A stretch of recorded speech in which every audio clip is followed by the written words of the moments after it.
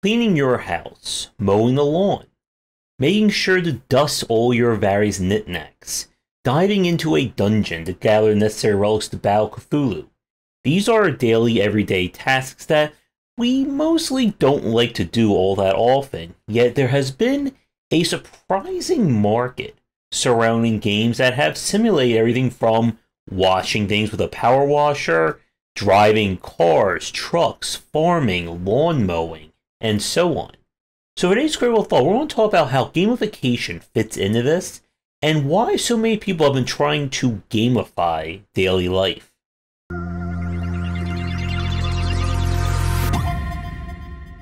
Cthulhu busting aside, the act of gamification has been a very popular term or use over the past decade. It was coined by Jane McGonigal, I believe her name was.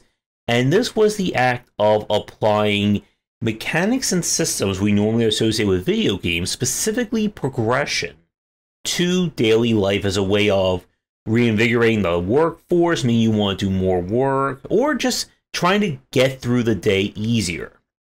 And this is not some, very recent thing. We've been seeing use of gamification for years now.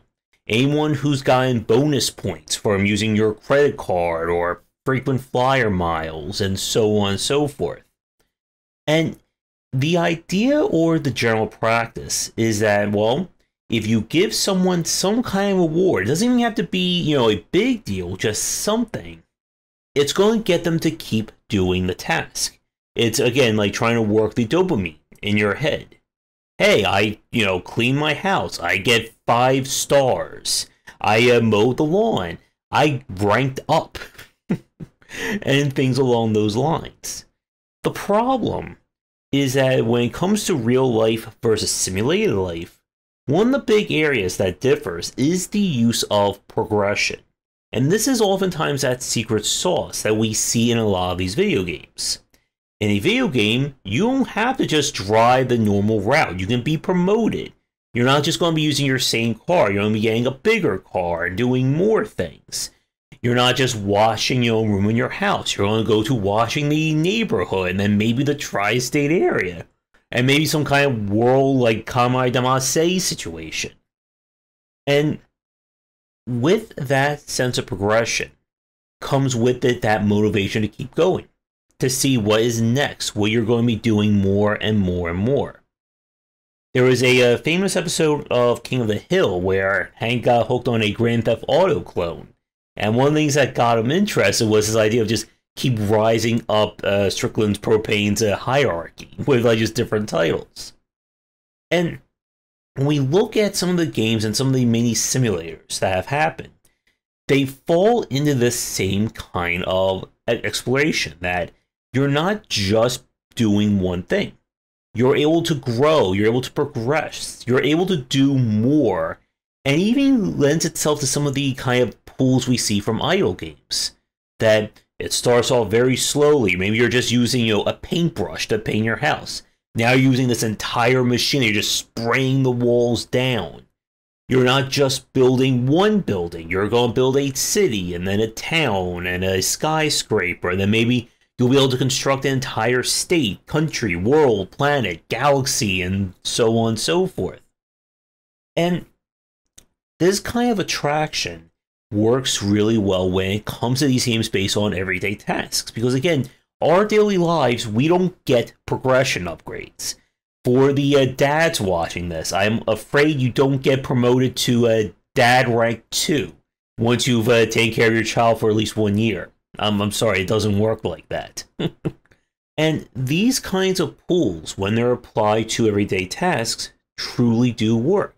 Whereas with everyone getting crazy about Powerwash Simulator, Euro Truck Simulator, Lawn Mowing Simulator, and so on. But there is a limit, and this isn't the magical, perfect way to get people addicted to mowing the lawn. Is that this really works in terms of providing extrinsic rewards to a task that normally doesn't have it. Again, we don't get bonus points for cleaning our house. Our reward for cleaning the house is we get to clean the house again in a few weeks or a month or whenever you decide to do it. In a video game, you get rewards, you get achievements and bonus points and progression. And the kind of extrinsic reward, when it's attached to nothing, it doesn't really work for somebody like me, someone who plays a lot of video games. Getting a certificate saying you did this really well, that doesn't come with any pay raise, any new responsibilities, any kind of perks. Yeah, that's great. I can hang that certificate on my wall while I'm still working for low wages. And I think this is why this kind of act of gamification, while it was very huge in the early 2010s, has really fallen out of favor in the last few years. I don't think we really even hear about it anymore. Maybe in some schools that use like video games as a form of teaching. If any teachers would like to respond to that one, let me know in the comments down below. But we're going to take a quick break, and when we come back, I want to talk more about how these hooks are set up, because you can learn a lot from a game like Powerwash, Euro Truck, and so on Simulator in terms of player motivation and progression when it comes to your design. But as always, if you're interested in my thoughts on gameplay, then be sure to check out my game design books. For entry-level students, we have 20 Essential Games to Study, and then the Game Design Deep Dive series that takes an extensive look at different genres, with free-to-play coming in 2022. In the last part, I explained about the addiction and the attraction to simulator games of, well, just about anything. But while these games can be a bit hokey, and I'm sure a lot of you, especially my fans, probably don't play them, it's important to understand the systems and the underlying mechanics behind them. Because these are things that can be applied to, well, just about anything. Because playing Mario is certainly akin to picking up your child from soccer practice, right? Now, as we said in the last part, gamification along these lines goes to and ends at progression. That there has to be something new. If you're just sitting in the same room, cleaning the same walls day after day, week, month, years, that's not giving you anything new. It's not giving you that carrot on the stick. So for a lot of these games, there's always going to be another task. Hey, you clean this room, now go to this room. You clean this room, clean this house. You clean this house, clean this neighborhood. And you may think that adding more work and more time would be a deterrent. But again, these games train you to be rewarded for completing a task. So the bigger the task, the bigger the dopamine. You get more tools, you get more abilities, options, even if they add complexity to the game. Again, all this is being fed through the dopamine receptors and through progression. I do something, I get a reward of doing more of something. And for people who play MMOs or mobile and free-to-play games, that loop should sound very familiar. You are being conditioned to do a task, thereby getting more tasks to get more completion, to get more tasks.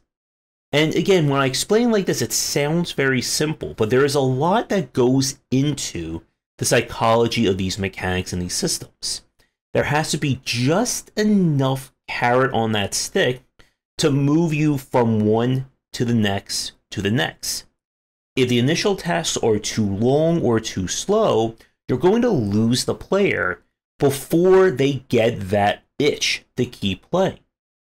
If it's too quick, if you're just rapidly going through the progression, then you're not being able to kind of comprehend or use these upgrades.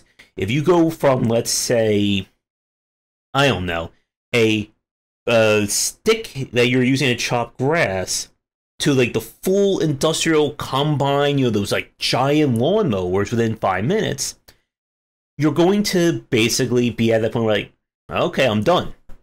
So this is why these games will always make upgrades incremental. You're going from the small thing to the slightly less smaller, to the medium, to slightly larger than medium. And we're adjusting stats. Again, a lot of these games are built heavily around RPG progression. because this is how you define progression, and it can be used in any situation. You can upgrade your car. You can buy a new car, a higher class car. You can buy higher class cleaning gloves and a bug spray. And we can just imagine as many tasks as we can that can fit this mold. And as we keep going up, we are adding in slightly new elements. Some of these games will oftentimes have their challenges grouped. So you have the beginning layer, you have the middle, you have the extreme challenges. And again, all this is used for is to get you to feel like there's always something new. I can't stop now. Once I clean this rock, then I unlock a car to clean. And then if I unlock the car to clean, then I unlock the bus. And then if I unlock the bus, I unlock the house. And I'm giving so many like nasty ideas for developers to make simulator games within this episode. And as we see with this kind of loop with idle games and free-to-play games, you don't hit the player with the slower tasks until they are already fully engaged. Which is why a lot of these games really don't reveal themselves until the mid to late game. Because you don't want to scare someone off, and it's also where the dopamine hits become far less frequent. When you're starting out, every 5 minutes, new item, new equipment, new reward. Once we're all the way up here, it becomes a lot slower. So the hits to the dopamine may be less frequent, but they're still just as strong. Yes, it's going to take me 20 more minutes to clean this part or get this item. But once I get this item, woo, watch out, I'm going to be so excited. And the problem, again, is that this is all really built on these existing gameplay loops. If the initial gameplay loop doesn't interest you, adding progression most likely is not going to work. It doesn't work for me. I tried that Powerwash Simulator on my own. Within about 10 minutes, I was starting to get bored of it. So then I switched to a game about killing Cthulhu. Because again, that's a more exciting everyday task.